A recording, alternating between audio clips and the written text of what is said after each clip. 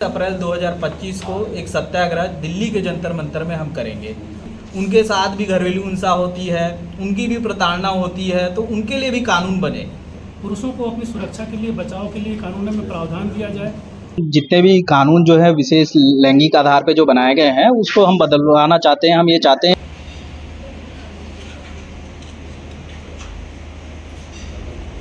आने के लिए अभिवादन करता हूं। हम आपको बताना चाहते हैं कि 19 अप्रैल 2025 को दिल्ली के जंतर मंतर में हमने पुरुषों की मांगों को लेकर सत्याग्रह फॉर मैन का आयोजन किया गया है। सत्याग्रह फॉर मैन का आयोजन हम महिला कानूनों के अत्यधिक दुरुपयोग के कारणों को सरकार तक पहुंचाने के लिए हम कर रहे हैं। महिला कानूनों का दुरुपयोग इसलिए ज़्यादा हो रहा है कि उन कानूनों में निरंकुशता का अत्यधिक समावेश है, जिसके कारण उन कानूनों का दुरुपयोग से पुरुष अपने आप को बचा नहीं पा रहे हैं। हाल ही में आप लोग देख रहे हैं कि बहुत सारी घटनाएं हुई हैं, जैसे कि अतुल सुभाष की घटना हुई, उन्होंने सुसाइड किया। बहुत सारे लड़कों ने आत्महत्याएं करी। एक आगरा का एक केस था जिसमें मानव शर्मा थे, एक पुनीत थे, और हाल ही में अभी सरगुजा में एक हुआ जिसमें एक भाई को उनकी पत्नी द्वारा हत्या कर दिया गया। तो बहुत सारे ऐसे केसेस लगातार हो रहे हैं जिस पे लगाम नहीं लग पा रहा है। तो हम ये चाहते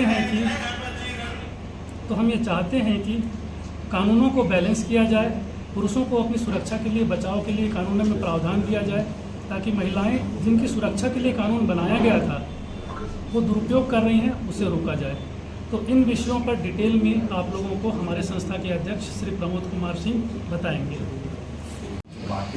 प्रमोद, आप चालू करो अध्यक्ष। नमस्कार पत्रकार बंधुओं, आप सभी का अभिनंदन है यहाँ आने के लिए।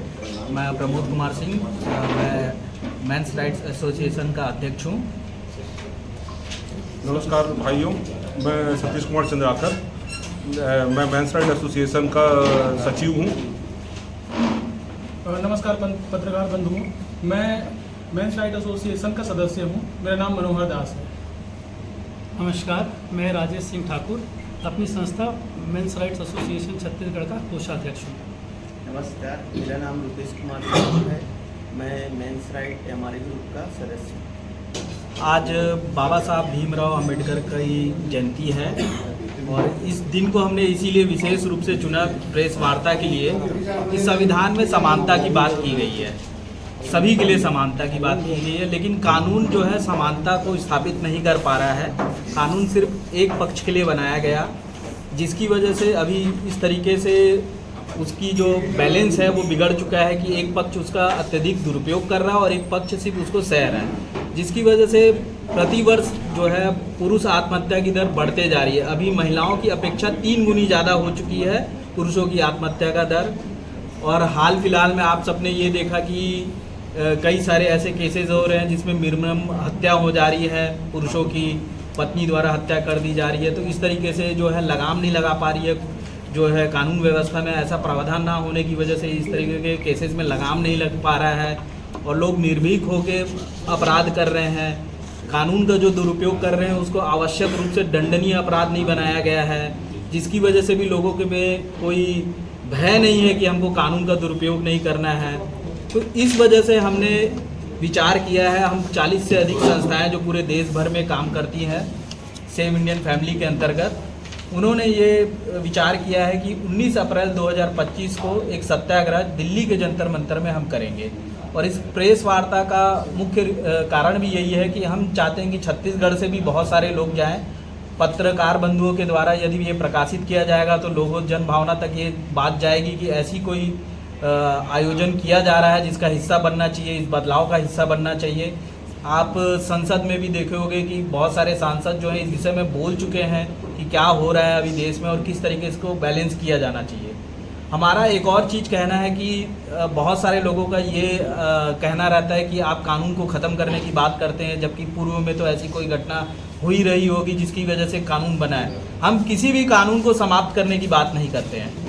हम नहीं चाहते कि कोई भी कानून जो बना हुआ है वो समाप्त हो। हम ये चाहते हैं कि हमारे लिए भी कानून हो, पुरुषों के लिए भी कानून बने, क्योंकि उनके साथ भी घरेलू हिंसा होती है, उनकी भी प्रताड़ना होती है, तो उनके लिए भी कानून बने। एक चीज़ हम ये चाहते हैं। दूसरी चीज़ हम ये चाहते हैं कि कानून जो दुरुपयोग हो रहा है उस पर लगाम लगे, वो पनिशेबल मैंडेटरी होनी चाहिए, मतलब उसमें आवश्यक रूप से कार्रवाई होनी चाहिए, ये ना कि ऑप्शनल हो। तीसरी चीज़ ये है कि अभी तक देखिए आप सारे चीज़ों के लिए आयोग बन चुके हैं, मंत्रालय भी चल रहे हैं, पशु पक्षी सारे मतलब जीव निर्जीव उनको भी भेजा है हमने और उनसे भी मांग की है। अभी हम ये कुछ दिनों में 1 से 2 दिनों में यहाँ के जो हमारे सांसद हैं उनसे भी मिलेंगे और वापस आने के बाद भी मिलेंगे। जनप्रतिनिधि जो हमारे दोनों जो यहाँ के आते हैं, देवेंद्र यादव और वो माननीय जो हैं उनसे दिकेश से, उनसे भी मिलेंगे। तो जितना ज़्यादा हो सके हम लोगों से मिलेंगे। वैसे भी हम पत्र व्यवहार करते रहते हैं इस विषय में और उनका भी जो है इस मामले में अच्छा वो है कि नहीं होना तो चाहिए ये चीज़। सर ये जैसे महिला आयोग बना हुआ है जी और जो जुडिशरी सिस्टम है जी तो उसमें जो मामले पहुंचते हैं महिलाओं के उत्पीड़न से लेकर, जी तो क्या आपको ये लगता है कि जो महिला आयोग है इनजस्टिस करता है बहुत सारे मामलों में, या फिर जो जुडिशरी सिस्टम है वो भी इनजस्टिस करता है, मतलब पुरुषों के साथ न्याय नहीं करता मैक्सिमम? सर उस पर दो तरीके का मेरा उत्तर रहेगा। जुडिशरी पे मैं बात कर लूँ, न्याय लड़के के लिए क्या है सर, अगर आप 5 साल 10 साल अपनी ज़िंदगी का केस लड़े, जीत गए, ठीक है, न्याय हुआ, ये हुआ कि वो व्यक्ति बरी हो गया, 10 साल बाद उसकी क्या ज़िंदगी वापस आती है? क्या आप मतलब मेरा सवाल आपसे है, क्या आप उसको न्याय मानते हैं?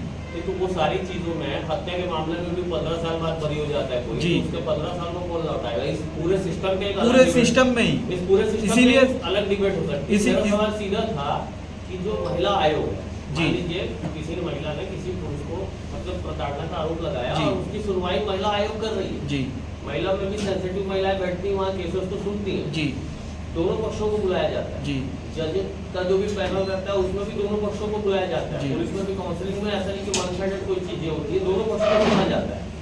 तो आपको क्या लगता है, क्या पुलिस सिस्टम में ना महिलाओं को ज्यादा तवज्जो दी जाती है जी। या जुडिशरी सिस्टम में महिलाओं को ज्यादा तवज्जो सर वो दी जाती है? कॉन्स्टिट्यूशन में ही लिखा हुआ है कि उनका पहले पक्ष सुनना है, उनके लिए न्यायालय को या देखिए भारतीय न्याय संहिता के अनुसार जो अनुच्छेद 14 है उसके अनुसार समानता का अधिकार दिया लेकिन सर 15(3) क्या कहता है? 15(3) ये कहता है कि उनको विशेष लिबर्टी है, 15(3) ये भी तो कह रहा है, तो इसलिए वो उनके प्रति लिबरल रहते हैं।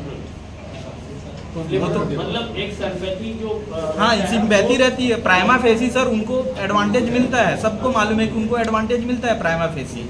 और रही बात आयोग, महिला आयोग का काम सर मामले को सुनना है और उस पर अनुशंसा करना है, वो कोई जुडिशरी नहीं है, उनके पास ये पावर नहीं है कि वो किसी को दोषी और किसी को निर्दोष बोल सके, वो सिर्फ अनुशंसा कर सकते हैं अपनी रिपोर्ट को, और उस रिपोर्ट को मानते हुए जो जिसको भी वो अनुशंसा कर रहे हैं जुडिशरी को कंसेंट जो है रेप के केसेस फॉल्ट निकल रहे हैं। मतलब रेप जैसे इतने सेंसिटिव मैटर जब 78% है, हाई रेंज में जा रहा है वो, और जिसमें एविडेंस एक्ट ये कह रहा है कि दोषी जो जिस व्यक्ति को अपराधी बनाया गया है उसको साबित करना है कि आप निर्दोष हो। महिला का कथन मात्र ही उसको दोषी साबित करने के लिए पर्याप्त है, कथन मात्र ही। उसमें 78% का रेशो, तो आप सोच सकते हो कि कितने बदलाव की आवश्यकता है। मेरा ये कहना है कि अपराधी ना बचे, लेकिन मेरा ये भी कहना है जो संविधान ये कहता है कि कोई ऐसा बेगुनाह इस तरीके के जंजाल में ना फंसे, उसको सजाना हो। मांग कर रहे हैं कि जैसे महिला को कोई व्यक्ति घूर कर देखता है तो वो अपराध बन जाता है, तो वैसे पुरुष को अगर कोई महिला घूर कर देख रही है तो सर वो समय भी धीरे धीरे आएगा, मुझे यकीन है कि वो समय भी आएगा। जानना चाह रहा हूँ कि हम- आप क्या इस तरह क्या स्मूथ कानून चाह रहे हैं जो हम पुरुषों सर को ये समान चाहते हैं कि करता है? सबसे पहले तो घरेलू हिंसा का जो कानून है उसमें संशोधन हो, वो जेंडर न्यूट्रल होना चाहिए। पुरुषों के साथ भी मारपीट होती है, प्रताड़ना होती है। 498 का एक जो कानून है उसमें भी संशोधन होना चाहिए, वो भी जेंडर न्यूट्रल होना चाहिए। पूरी दुनिया में जेंडर न्यूट्रल है।